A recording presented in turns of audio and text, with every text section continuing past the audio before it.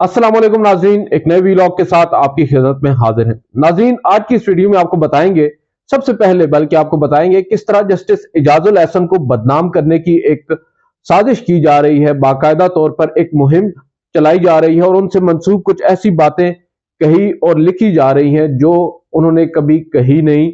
और इससे अब फाजिल जो जज साहब हैं, जो कि एक सीनियर जज हैं सुप्रीम कोर्ट के, उनकी तस्वीर लगाकर सोशल मीडिया पर एक कैंपेन बाकायदा तौर पर उनको मलाइन करने के लिए अपेरेंटली नजर यही आ रहा है शुरू कर दी गई है। और ऑब्वियसली इसका बेनिफिशरी कौन है आपको भी मालूम है। ये जो एक कैंपेन है जस्टिस इजाजुल एहसन को बदनाम करने के हवाले से, ये आज कोई पहली दफा शुरू नहीं हुई। इसके पीछे एक हिस्ट्री है। बिलखसूस जब पानामा लीक्स का केस आया था सुप्रीम कोर्ट में, आपको याद होगा, और 5 रुकनी लार्जर बेंच ने एक फैसला सुनाया। उसके बाद 3 रुकनी या 3 जजेस ने यह कहा कि मामला इंक्वायरी कमीशन या भेजा जाए जेआईटी को, और उसके बाद एक मॉनिटरिंग जज को लगाया गया। आप ये कह सकते हैं कि एक जज को अपॉइंट किया गया जो कि उन पूरे ट्रायल का जो प्रोसेस है उसको मॉनिटर करेंगे। और वहां से जस्टिस इजाजुल एहसन का नाम पॉपअप हुआ, पहले क्योंकि वो 5 रुकनी लार्जर बेंच का हिस्सा भी थे पानामा लीक्स के। उसके बाद जब उनको मॉनिटरिंग जज लगाया गया तो उनके ऊपर फिर तनकीद का एक ना रुकने वाला सिलसिला शुरू हुआ। वो कि जस्टिस इजाजुल एहसन से भी लाख इख्तिलाफात किए जा सकते हैं, जो उनके मुतअद्दिद फैसले हैं उन पर भी तनकीद की जा सकती है, मगर कुछ ऐसी बातें होती हैं जिनमें हमें भी जजेस को थोड़ी सी स्पेस देना होती है।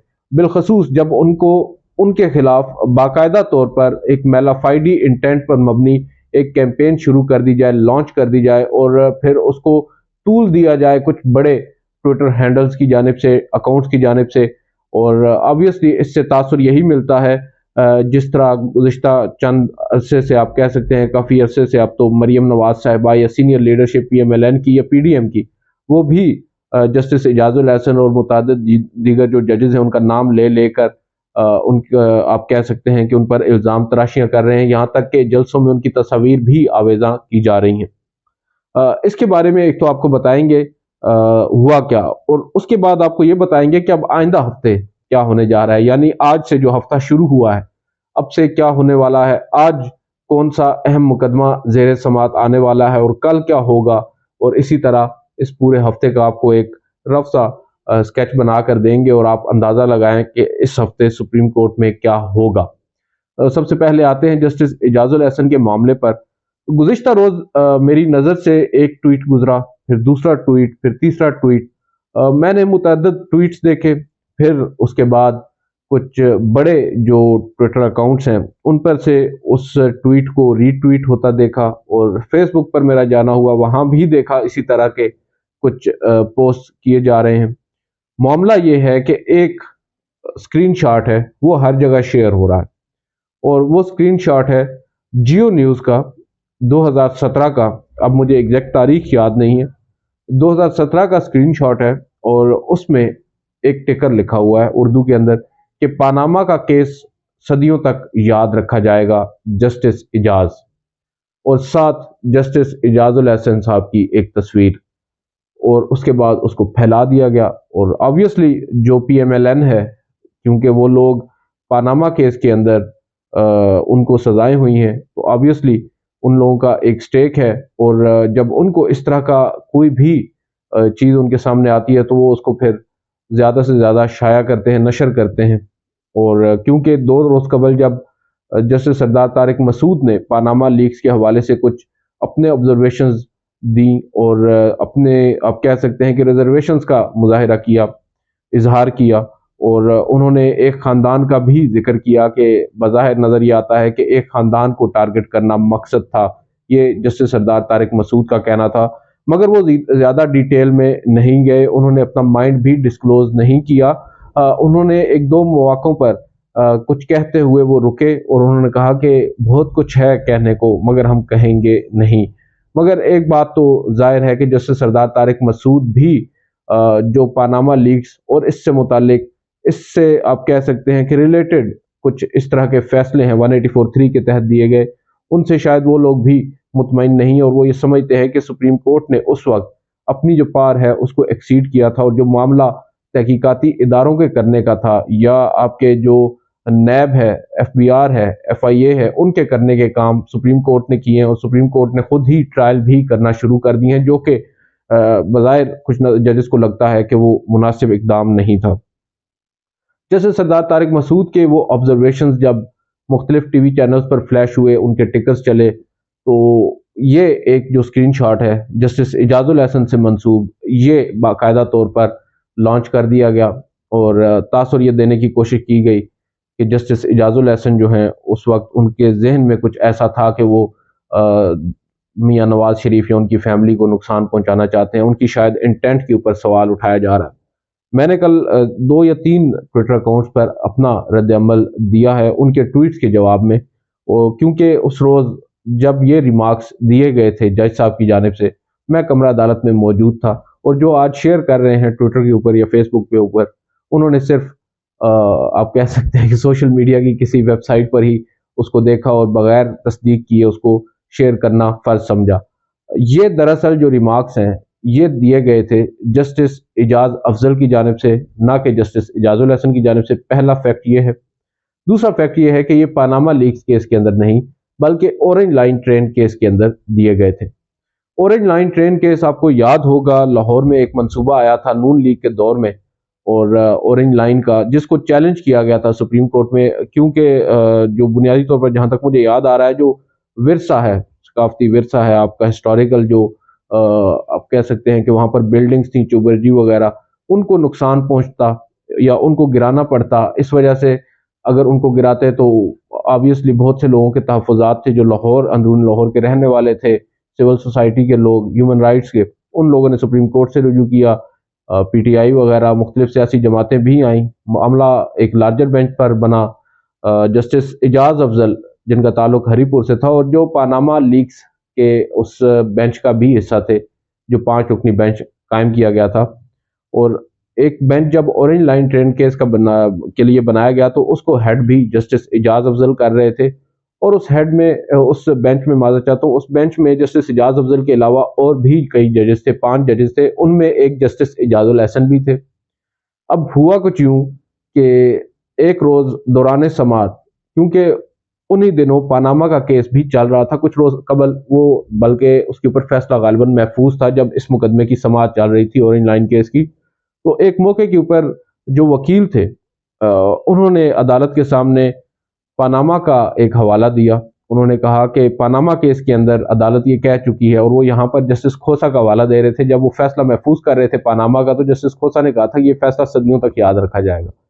तो यहाँ पर जो वकील साहब थे, उन्होंने उस बेंच को याद दिलाया कि जस्टिस खोसा पानामा केस में कह चुके हैं कि वो फैसला जो है वो याद रखा जाएगा। तो हम भी ये चाहते हैं कि ऐसा फैसला आए जो हमेशा के लिए याद रखा जाए, और अदालत इस केस को भी उसी तर्ज पर सुने और इसका भी ऐसे ही फैसला सुनाए, क्योंकि ये भी हिस्टोरिकल पर्सपेक्टिव के हवाले से काफ़ी अहम है। तो उनका ये कहना था, जिस पर बेंच के जो सरबराह थे जस्टिस इजाज अफजल, उन्होंने कहा कि देखें, जो पनामा का केस है वो किसी एक फर्द या एक ख़ानदान का नहीं है, वो कानून का एक मसला है, और कानून के मुताबिक ही फैसला आएगा, जो कि बेशक याद रखा जाएगा सदियों तक।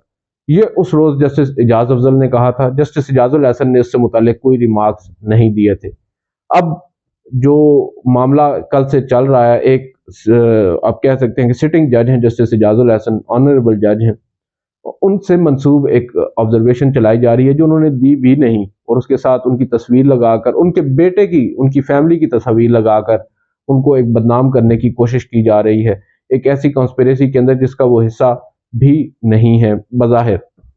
खैर, ये मैंने सोचा कि आपके सामने एक फैक्ट रख दूं, क्योंकि हमारे यहाँ मसला ये है कि बग़ैर किसी तस्दीक के कोई भी चीज़ हमारे सामने आती है तो हम उसको शेयर कर देते हैं और अपना फ़र्ज समझते हैं। ये नहीं सोचते कि दूसरे फरीक का उससे किस हद तक नुकसान होगा और उसका अजाला फिर कभी भी नहीं हो पाएगा। ये चीज़ भी हमें इसका इदराक होना चाहिए। जो दूसरी आपके साथ चीज़ शेयर करनी है वो अब आइंदा हफ्ते, यानी इस हफ्ते जो केसेस हैं, आज आपको बता दें कि सुप्रीम कोर्ट में मुतअद्दिद अहम केसेस हैं, लेकिन एक इन पर्टिकुलर केस है कोरोना वायरस के सदेबाब के लिए, जो अज खुद नोटिस उस वक्त जस्टिस गुलजार अहमद ने लिया था 2 साल कबल, जब आपको याद है पानामा कोरोना का वबा जो है वो फैली हुई थी पाकिस्तान में भी, दुनिया भर की तरह। आज खुद नोटिस लिया गया, उसके ऊपर मुख्तलिफ फैसले भी आए।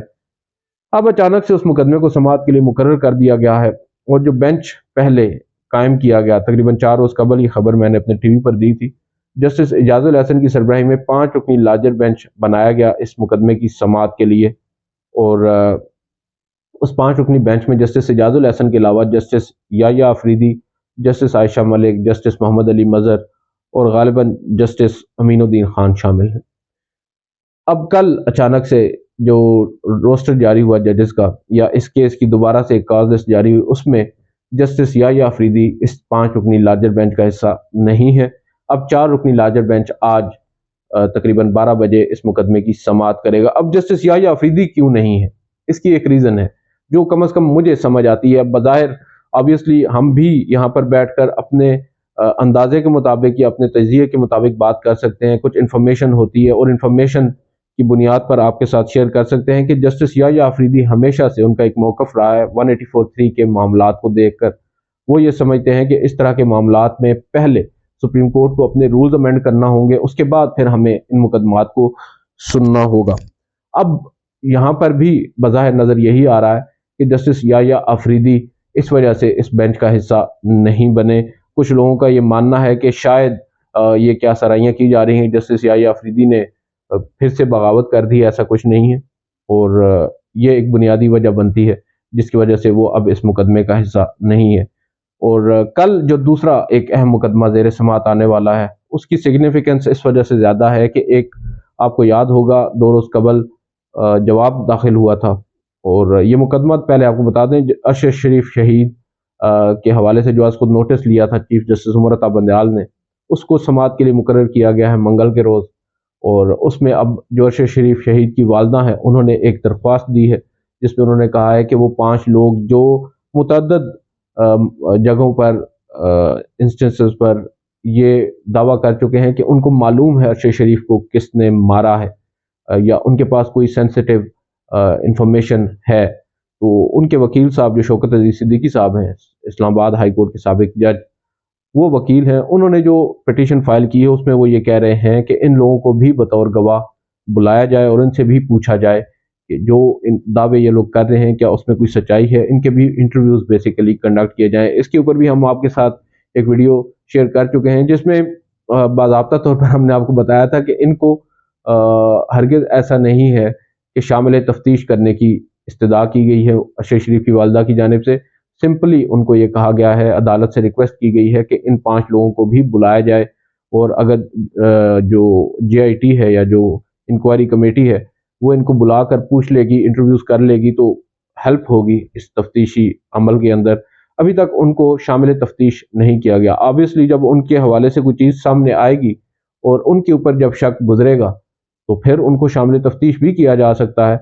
वो अहम शख्सियात आपको मालूम है, साबिक वज़ीर आज़म इमरान खान साहब हैं, ARY के मालिक सलमान इकबाल हैं, इमरान रियाज खान हैं, सीनियर जर्नलिस्ट हैं, और इसके अलावा फैसल वावडा साहब हैं और मुराद सईद साहब हैं। तो अभी जो we should not be jumping on conclusions, पहले हमें देख तो लेना चाहिए कि वकील साहब अदालत के सामने क्या मौक़िफ़ लेते हैं। मंगल के रोज़ ही एक दूसरा मुकदमा जो सबसे इम्पॉर्टेंट है इस हफ्ते, वो ज़ेर समाअत आने वाला है, नज़रसानी दरख्वास्त का इलेक्शन कमीशन की, और इस मुकदमे के अंदर कुछ बड़ा होने वाला है, हमें ये लग रहा है। और हम एक्सपेक्ट करते हैं कि जस्टिस उमर अता बंदयाल अब जिस डगर पर जा रहे हैं, जो इंजन उन्होंने गाड़ी का खोल लिया है, अब कम से कम उसको जोड़ने की वो कोशिश ज़रूर करेंगे।